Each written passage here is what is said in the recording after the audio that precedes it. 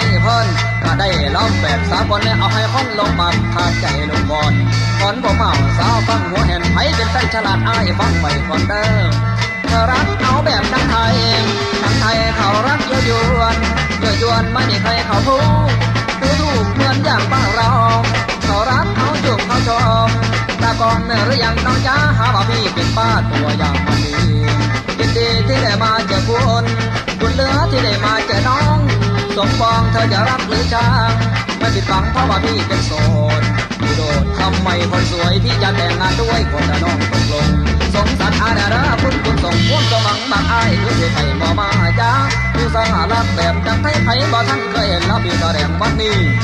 นาลีน้องน่ะเป็นพันเนอร์เป็นดาเปรียบเหมือนตัวพี่เวลาจูจีน้องอย่าส่งเสียงดัง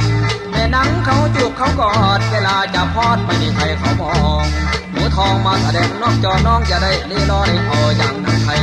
ให้เด้อน้องสมปองชื่อบอกลาผู้เดียวแต่น้องเป็นบ่าวน้ำจิตอำลำน้ำตาอุ่นคนเดียวคิดอำลำน้ำตาอุ่นละคนเดียวก็จะพูดให้ผมดำจะแบนน้ำเมื่อซ้อนแบนน้ำละเมื่อซ้อนเมื่อซ้อนละเมื่อซ้อน